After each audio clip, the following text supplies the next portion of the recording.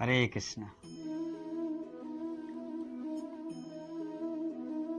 ॐ अज्ञानतिमिरान्धस्य ज्ञानाञ्जनशलाकया चक्षुरुन्मीलितं येन तस्मै श्रीगुरुवे नमः। नमः विष्णुपादाय कृष्णपृष्ठाय भूतले श्रीमते भक्तिवेदान्तस्वामिनिति नामिने। नमस्ते सरस्वती देवी गौरवाणी प्रचारिणे निशून्यवादी पाश्चात्यदेशतारिणे। ओं वंशकल्पतरुभ्यश्च कृपा सिन्धुभ्येव च पतितानां पावनेभ्यो वैष्णवेभ्यो नमः। जय श्री कृष्ण चैतन्य प्रभु नित्यानंद श्री अद्वैत गदाधर शिवासादि गौर भक्तवृंद। हरे कृष्ण कृष्ण कृष्ण हरे हरे, हरे राम राम राम हरे हरे। हरे Krishna.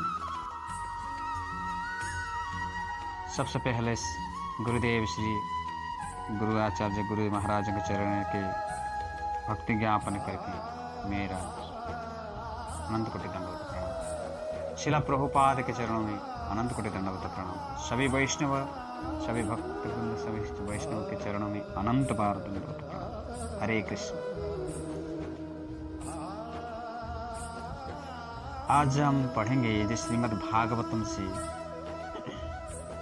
First chapter and first कांड, जो पहला स्कंद और जो कि 12 चैप्टर, पहला स्कंद और 12 चैप्टर। तो 12 चैप्टर में क्या लिखा है? पहला स्कंद।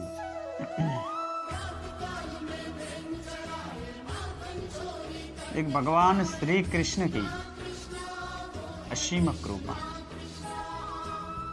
जो कि श्रीमद् भागवतम से जो 12 चैप्टर हैं उसमें लिखा है भगवान श्री कृष्ण असीम कृपा, असीम कृपा है। असीम कृपा से ना केवल हम ये बहुमूल्य मनुष्य जीवन प्राप्त हुए, जिसका एकमात्र लक्ष्य है जीवन और मृत्यु के चक्र में, ये जीवन और मृत्यु के चक्र में से निकलना है। मनुष्य को ये जीवन और मृत्यु के चक्र से निकलना चाहिए, ये एकमात्र लक्ष्य है। अपितु हमें भारत जैसे आध्यात्म में उत्कृष्ट देश में निवास प्राप्त हुआ है, जहाँ के वेद शास्त्र में जीवन के लक्ष्य को प्राप्त करने का साधन बताया गया है, और जहाँ सभी लोगों को यह ज्ञान है कि यदि कोई वास्तविक ज्ञान का अभिलाष है तो उसे योग्य गुरु की शरण में लेने की आवश्यकता है। देखिए, योग्य गुरु के चरणों में जाना चाहिए और शरण में लेके हम गीता भागवत पढ़ें और भगवान के नाम जपते हैं। जिस प्रकार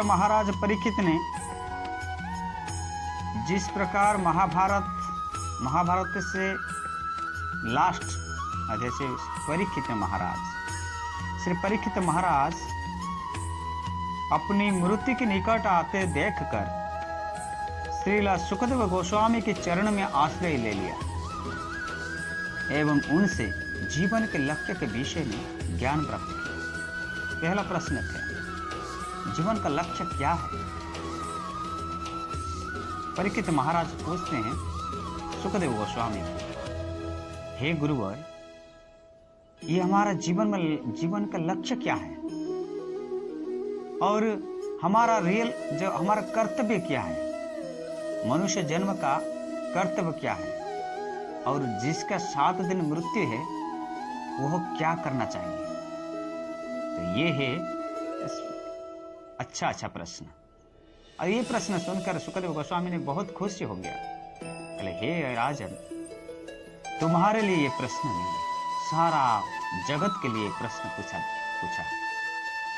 जिसका मृत्यु 7 दिन हुआ, तो वो परीक्षित ने अपने के लिए पूछा नहीं कि मेरा मृत्यु 7 दिन है, मैं क्या कर सकता हूं।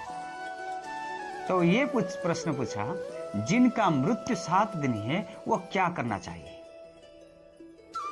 तो सुखदेव गोस्वामी बहुत खुशी हुआ जी के अपने के लिए सारा जगत के लिए वो प्रश्न किया। तो सुखदेव गोस्वामी ने ये खुशी होकर बताया, उस समय बताया कि सुखदेव गोस्वामी ने बताया जो जिसका मृत्यु 7 दिन है तो वो केवल श्रीमद् भागवत कथा सुने, श्रवण करना चाहिए। और 7 दिवस के लिए श्रीमद् भागवत कथा को सभी वेदों का सार है। और श्रीमद् भागवत कथा केवल श्रीमद् वेदों का सार है। श्रीमद् भागवतम के सारे वेदों का सार है, जिसमें आत्मा, परमात्मा और ये भौतिक जगत, आध्यात्मिक जगत, जन्म मृत्यु के परपार क्या हो रहा है, उनके सभी कथा केवल श्रीमद् भागवतम में है। तो ईश्वर के अनेक अनेक मार्ग है। स्वयं भगवान श्री कृष्ण की अद्भुत लीला भी श्रीमद् भागवतम में है। विषयों के विस्तार से अनेक अनेक विषयों, पुराण, शास्त्र, व्याख्या, वेदों, सब कुछ ही श्रीमद् भागवत में वर्णना किया। हरे कृष्ण। इसलिए आज श्रीमद् भागवतम को मन ध्यान कर कि भगवान कृष्ण की लीला को पढ़ने के लिए, सुनने के लिए, हमको ऐसे ही भगवान पास जाने के लिए एक छोटी उम्र से हमको बताया प्रहलाद महाराज। आज हम जानेंगे कि प्रहलाद महाराज कैसे ही राक्षस कुल में जन्म होके भगवत चिंतन कर रहे थे। राक्षस कुल में जन्म होके भगवत चिंतन करना इतना संभव नहीं है, परंतु ऐसे ही कयाद गर्भ से जन्म हुआ हिरण्यकश्यप के बेटा। जैसे पिता तो हिरण्यकश्यप, परंतु पुत्र ही राक्षस होना चाहिए, परंतु पिता भी असुर है, राक्षस है, तो वो भी राक्षस होना चाहिए। परंतु राक्षस कुल में रह के भगवत चिंतन कैसे कर रहे थे? तो जब शुक्राचार्य के पुत्र षंड और वर्मक ने देखा कि सारे विद्यार्थी असुर पुत्र प्रहलाद महाराज की संगति से कृष्ण भक्ति की में आगे बढ़ रहा है, तो वह डर गया। कौन? वो दोनों डर गए, क्योंकि शुक्राचार्य जब विद्यालय में प्रहलाद महाराज थे तो उन समय प्रहलाद महाराज केवल भगवान तो ही है, हमारा विष्णु भगवान, नारायण भगवान, आदि पुरुष, वही है आदि पुरुष। परंतु सब राक्षस के बेटा सब बोल रहे हैं कि हमारा जय जय, हमारा भगवान है केवल कौन? हिरण्यकश्यप की जय, केवल हिरण्यकश्यप की जय जय कर रहे थे। परंतु ये केवल प्रहलाद मना किया, ये मेरे पिताजी भगवान नहीं है, वो तो जड़ो भौतिक शरीर के पकड़ के वो अपनी बड़ी माँ को दिखा रहे हैं कि मेरा पिताजी बोल रहे हैं मैं भगवान हूं। वो मेरा पिताजी भगवान नहीं है। भगवान तो स्वयं आदि पुरुष नारायण, आदि नारायण है, श्री हरि विष्णु, वही भगवान है। तो वो इसलिए वो डर गए। अतएव वे असुर राज के पास गए, हिरण्यकश्यप के पास दोनों गए, कौन? षंड और अर्मक, और दोनों गए के जाके और उनसे सारी कथा को, विद्यालय में क्या क्या हुआ रहा है वो सारी कथा को विस्तार से हिरण्यकश्यप को सुना दिया। और जब कोई परम अधिकारी भक्त के प्रति धृष्ट बन जाता है, शिला ऐसी भक्तिवेदांत शिला प्रभुपाद कहते हैं, कोई भक्त को पर कोई आदमी, कोई मनुष्य ऐसे धृष्ट बन जाता है, आक्रमण करते हैं, तब भगवान उनके पास रह के उनको शक्तियां देते हैं, धैर्य देते हैं और बल भी देते हैं। जो धैर्य देते हैं तो सहने के लिए और शक्ति देते हैं भक्तों को। तो ऐसे ही ये क्रूर हिरण्यकशिप ने सभी ही धृष्ट बन गया प्रहलाद के ऊपर। तो उसे प्रकृति के नियम द्वारा दंडित होना पड़ता है।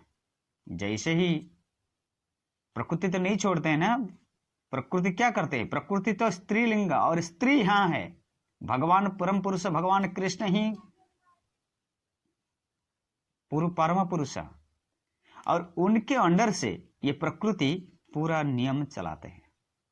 कैसे किसको मारना, कैसे किसको डराना, कैसे किसी को पूरा द्रव्य खिलाना, कैसे किसी पूरा एक्सीडेंट करना, ये सब प्रकृति का नियम करते हैं। जैसे कि त्रिताप तापत्रय विनाशाय श्री कृष्णाय वयम नमः। तीन ताप हैं, एक भौतिक ताप, एक दैहिक ताप, एक आध्यात्मिक ताप। ये तीन ताप से वंचित होने के लिए केवल भगवान कृष्ण के शरण में जाना चाहिए।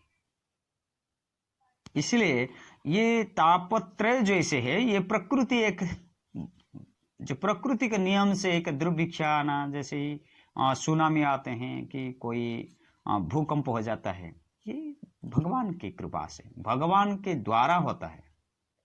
ऐसे कोरोना एक महामारी जैसे आया, तो ऐसे ही भगवान के द्वारा सब कुछ होता है। कोई इसको ये नहीं करते, क्योंकि ये भगवान के द्वारा अड़र होते। भगवान किसी को दुख नहीं देते हैं, परंतु भगवान ये प्रकृति नियम नहीं छोड़ते। जब प्रकृति को पर ऐसे ही क्रूर हो जाते हैं, कोई दूसरे को दुख देते हैं, तो प्रकृति क्या करेगा? ऑटोमेटिकली प्रकृति छोड़ेगा, प्रकृति उसको ही दुख देगा। तो इसलिए ये पृथ्वी भगवान की कृपा से ही चल रहा है। तो इसलिए प्रकृति जैसे जैसे हम शिला प्रभात कहते हैं कि जैसे जैसे एक्शन करेगा तैसे ही एक रिएक्शन मिलेगा।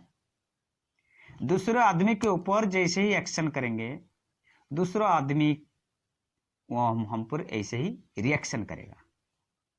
जैसे मैं प्रणाम करूंगा, वह तो वही ऑटोमेटिकली भक्ति आ जाएगा उनके हृदय में, वो कुछ भी रेस्पेक्ट करेंगे।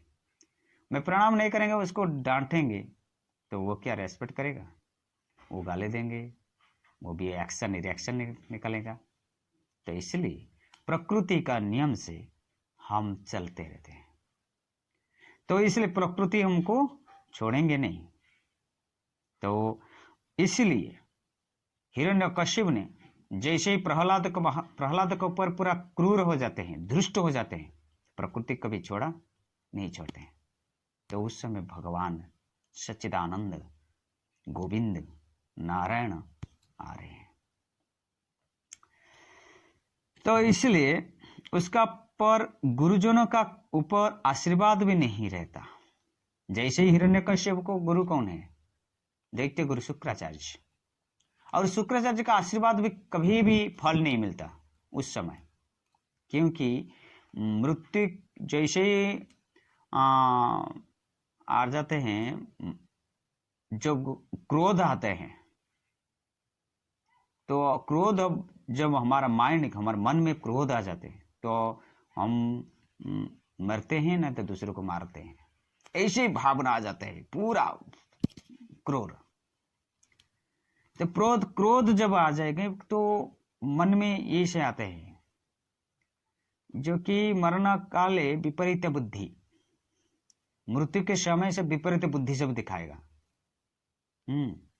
तो ये विपरीत बुद्धि हो जाता है।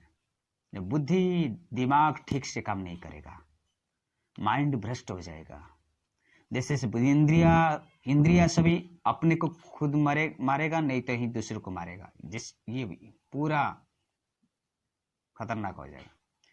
तो इसलिए उदाहरण स्वरूप हिरण्यकश्यप ने भौतिक जगत में इतना शक्ति प्राप्त कर लिया था, ब्रह्मा से इतना वर मिला, हिरण्यकश्यप ब्रह्मा से वरदान मिला, और भौतिक जगत से इतना शक्ति मिला।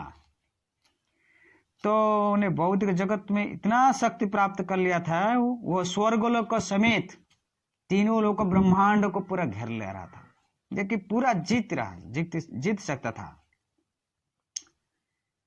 स्वर्ग मर्त्य पाताल तीनों लोकों में ही जीत सकता था हिरण्यकश्यप, परंतु उसका क्रोध उसको ही खा लिया, उसका क्रोध उसको खा लिया। जैसे ही कैसे, किंतु अब प्रहलाद जैसे वैष्णव के प्रति अपने दुर्व्यवहार के कारण उसकी तपस्या के सभी फल नष्ट हो गए। जब प्रहलाद के ऊपर प्रहलाद पूरा प्रणाम करके कहते हैं, हे पिताश्री, आप भगवान नहीं है, आप केवल झूठ से बोल रहे हैं, आप भगवान, आप तो भगवान नहीं, आप तो स्थूल शरीर धारण करके आपका एक मनुष्य राक्षस कुल में जन्म हुआ है, फिर भगवान कैसे हो सकते हैं? आजकल तो दुनिया में मानव लोग सभी अपने अपने को कहते हैं कि मायावादी, उनको श्री चैतन्य महाप्रभु कहते हैं उनको मायावादी। जो मायावादी कहते हैं मैं भगवान। कोई मनुष्य भगवान नहीं हो सकता, और कोई मनुष्य भगवान नहीं हो सकता, उनका शिष्य भी उनको भगवान कभी भी नहीं कर सकते हैं। क्यों? ना शिष्य का पास केवल गुरु ही रहते हैं, गुरु को भगवान की आस्थान में नहीं रखना चाहिए। गुरु और शिष्य कैसे होते हैं, मैं अगले वीडियो एक करेंगे, जैसे गुरु और शिष्य परंपरा कैसे रहने चाहिए। गुरु को गुरु के स्थान में रहना चाहिए, भगवान के स्थान में गुरु को कभी नहीं रखना चाहिए। और भगवान को जैसे देखते हैं गुरु को भी ऐसे देखना चाहिए, रेस्पेक्ट करना चाहिए, प्रणाम करना चाहिए। तब हम पर खुशी होंगे। हमें भगवान को पूरा ध्यान लगाकर भोग लगाते हैं, परंतु गुरु को ध्यान नहीं देते हैं, तो ये शिष्यों का कर्म नहीं है। शिष्य का कर्म दोनों को समान भाव देखना है, परंतु गुरु के चरणों में रहकर भगवान को ध्यान करना चाहिए, तो शिष्यों को कृपा मिलेगा। तो इसलिए गुरु को आजकल दुनिया में गुरु को भगवान बना देते हैं, एक जो कि ये हमारा भगवान। अरे मनुष्य कभी भगवान नहीं हो सकता। भगवान कौन है? ईश्वर परम कृष्ण सच्चिदानंद विग्रह अनादिर आदिर गोविंद सर्व कारण करणम। ईश्वर सच्चिदानंद पुरुष, सत्य चित्त आनंद, जो सत्य है, चित्त है, ज्ञान और आनंद, 24 आवर्स हैप्पीनेस, वही है आनंद। भगवान परमानंद श्री भगवान श्री गोपाल जी, भगवान कृष्णचंद्र, वही परम भगवान कृष्णचंद्र ही ये सर्वशक्तिमान ईश्वर है, और कोई भी सबसे बड़ी ऊंचा हो नहीं सकता, क्योंकि भगवान कृष्ण के पास षड ऐश्वर्य भरपूर है, और जो षडो ऐश्वर्य के 6 गुण से एक कम हो गया तो भगवान नहीं हो सकता, वो देवलोक हो जाएगा, देवता हो जाएंगे। इंद्र को पूछेंगे इंद्र के पास कितना गुण है, 1 2 3 ऐसे ही रहता है, परंतु ज्यादा नहीं रहेगा। तो षड ऐश्वर्य पूर्ण भगवान कृष्णचंद्र भगवत धाम से ही विराजमान है, गोलोक वृंदावन धाम से विराजमान है कृष्णचंद्र। इसलिए प्रहलाद महाराज कहते हैं जे कि षड ऐश्वर्य भगवान जो है, षड ऐश्वर्य है, वही है हमारा भगवान है, सच्चिदानंद पुरुष। तो और हिरण्यकश्यप को क्रोध हो गया, और क्रोध होके इसलिए उनका तपस्या जो किया था और उनका तपस्या करके जितना फल मिला था सब प्रकृति से ही नष्ट हो गया। क्रोध जब मनुष्य में क्रोध आ जाता है, प्रकृति क्या करते हैं, कुछ ना कुछ नष्ट कर देते हैं। तो इसलिए श्री चैतन्य महाप्रभु कहते हैं, तृणोदुपि सुनी चैन तरुएव सहिष्णुने आमनिव मान देना कीर्तन्य सदा हरि। तृणो दो सुनी चैन, घास जैसे ही नम्र रहना चाहिए। घास का पर जो घास जैसे कोमल भाव, एक घास का कोमल भाव जैसे हैं, एक मनुष्य का मन से ऐसे ही कमल भाव रहना चाहिए। उनका ऊपर कितना कष्ट होने दो, दुख आने दो, परंतु कमल भाव रहना चाहिए। तरुर एव सहिष्णुना, तरु हो है वृक्ष। जैसे वृक्ष में धूप और बारिश पड़ते हैं, परंतु धूप वृक्ष मना नहीं करते हैं, आज धूप है, कल बारिश है, कल ठंडी है, वृक्ष कभी भी नहीं मानते। ऐसे ही खड़ा है वृक्ष, क्यों? उनके पास धैर्य है और सहना शक्ति है। इसे श्रीमद् चैतन्य महाप्रभु कहते हैं, सहना शक्ति वृक्ष तरह रहना चाहिए, कितना भी कष्ट होने दो। परंतु मैं तो बोला 16 राउंड चैंटिंग करेंगे, 8 राउंड चैंटिंग करेंगे, हरि नाम कीर्तन करेंगे, गीता भागवत पढ़ेंगे, कितना भी कष्ट आने दो। ये माया जितना भी कष्ट देते हैं, परंतु हम स्ट्रॉन्ग रहेंगे और कीर्तन करेंगे, भजन करेंगे और प्रेम करेंगे कृष्ण को और राधा रानी को। देखिए 2 हफ्ता में माया भी आपको हेल्प करेगा। क्यों? माया कौन है? ये कि आपका कितना भी आपका पास जो ज्ञाति कुटुंब भाई बंधु वर्ग सभी कुछ है, वो सभी माया आसक्त जो रहते हैं, वो है माया। वही माया आपको ही हेल्प करेगा। तो इसलिए वो माया, भगवान के सृष्टि हुआ माया और भगवान का सृष्टि हुआ योग माया। ये माया और योग माया का दोनों से ही देखते हैं। परंतु जो माया को अंडर कर नहीं रह के माधव को प्रेम करते हैं, तो माया उनको हेल्प करता है। तो इसलिए एक साधु का मन में बहुत दुख होता है, रास्ता में उनका जीवन भर दुख है, परंतु डरना नहीं। साधु कभी डरते नहीं, वैष्णव कभी डरते नहीं, क्योंकि वैष्णव के पास भगवान विष्णु कृष्ण जगन्नाथ ही है। अरे क्यों न डरते नहीं? उनका इंद्रिय जो हरि नाम संकीर्तन से वो पूरा मन को ही भगवान के चरणों कमल में रखते हैं, वो कभी डरते नहीं, क्योंकि उनके पास परमाता परम पिता ही है, परमेश्वर भगवान कृष्ण रहते हैं। जब माधव हमारे पास रहते हैं, वो माया को कभी जीव डरते नहीं। किंतु कौन जीव डरते हैं? कौन जीव डरते हैं? वो जीव डरते हैं जो माया में चलता है, जो माया के अंडर में रह कर इंद्रियों को पूरा माया में सेवा में लगाते हैं, वही जीव डरते हैं। इसलिए भगवत गीता पढ़िए, भगवान कृष्ण कहते हैं माया और योग माया उनका क्या लक्ष्य है। अच्छे से ढंग से पढ़ने तो हमको पूरा अंडरस्टैंड आ जाएगा।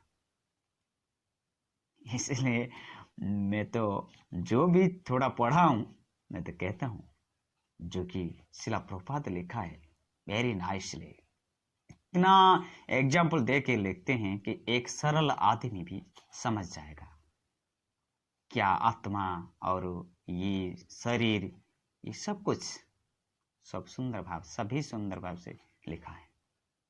तो इसलिए जो दुष्ट मन है, दुष्ट बुद्धि है हिरण्यकश्यप का, वो तपस्या किया था, जितना तपस्या करके फल मिला था ब्रह्मा से, सभी उधर ही नष्ट हो गया, क्योंकि प्रकृति ने नष्ट करेगा उसको। और मरण जो मृत्यु आ जाते हैं ना, जब मृत्यु पास में आ जाता है ना, उसका बुद्धि पलट जाता है, बुद्धि काम नहीं करेगा, वो बुद्धि काम नहीं करेगा, वो प्रकृति से ही मारेगा। तो इसीलिए प्रकृति से ही मृत्यु हो जाते हैं। तो ऐसे ही श्रीमद् भागवत में कहा गया है, क्या कहते हैं, आयु श्रियं जसो धर्मः लोकाम आशीष एव चः हन्ति श्रेयंसि सर्वाणि पुंसो मोहोदतिक्रमः। आयु श्रियं यशो धर्मः लोकाम आशीष एव च हन्ति श्रेयंसि सर्वाणि पुंसो मोहोदतिक्रमः। अर्थात जब को किसी महात्मा के साथ दुर्व्यवहार करते हैं, सुखदेव गोस्वामी परीक्षित राजन को कहते हैं, देखिए हे राजन, ये आजकल कलयुग में ऐसे ही आने वाला कलयुग जो है ना, ऐसे ही दुष्टो बुद्धि, मंद बुद्धि, दुष्टो आदमी ऐसे करते हैं। तो इसलिए हे राजन, जब धर्मात्मा साधु लोगों को ऊपर जो धर्म करते हैं, जो साधु लोग हैं, जो वैष्णव हैं और ब्राह्मण, उनके पर जो आदमी अत्याचार करते हैं कि कुछ क्रूर कथा करते हैं, क्रोध हो जाते हैं, तो उनका क्या होता है? आयु श्रियं यशो धर्म लोकाम आशीष आयु आयु श्रियं यशो धर्म लोकम आशीष एवच्च, अर्थात आयु आयु नष्ट हो जाता है। ऐश्वर्य श्रियं श्रियं श्रियं मतलब क्या है? ऐश्वर्य, उसका ऐश्वर्य भी नष्ट हो जाता है। यश जो यश ख्याति करने वाला था वो भी नष्ट हो जाते हैं। धर्म धर्म भी, जितना धर्म किया, वो तपस्या किया हिरण्यकश्यप, वो भी नष्ट हो गया। ऐसे ही आदमी जितना हरिनाम संकीर्तन करते हैं, कभी भी वैष्णव को ऊपर क्रोध हो जाते हैं ना, वो धर्म वो उधरी से 90% 95% पूरा कम हो जाता है। देखिए वैष्णव के ऊपर कितना जीवन से पहला वर्ष से आरंभ करके 60 वर्ष 190 वर्ष तक जितना भी तपस्या किया ना, एक वैष्णव को क्रोध करने से उधरी तपस्या सब नष्ट हो गया, कुछ भी फल नहीं रहेगा, -1 हो जाएगा, 0 भी नहीं, -1। ये धर्म नष्ट हो गया।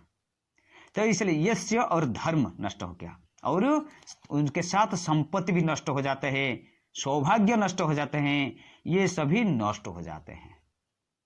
सुखदेव गोस्वामी वैराग्य चूड़ामणि व्यासनंदन सुखदेव गोस्वामी कहते हैं, हे राजन, साधुओं के ऊपर ऐसे ही जो दृष्ट होता है, हमको प्रमाण देते हैं भागवतम, हमको रामायण भी हमको प्रमाण देते हैं। जैसे ही रावण भगवान श्री प्रभु श्री रामचंद्र को पर क्रोध किया था, हमको महाभारत भी अनेक शिक्षा दिया, पढ़ने से हमको मिल जाता है कैसे कैसे दुष्ट बुद्धि, दुष्ट मंद बुद्धि लोग हमारा भारत में पूरा साधु संतों को पर क्रूर करते हैं और असभ्य गाली करते हैं।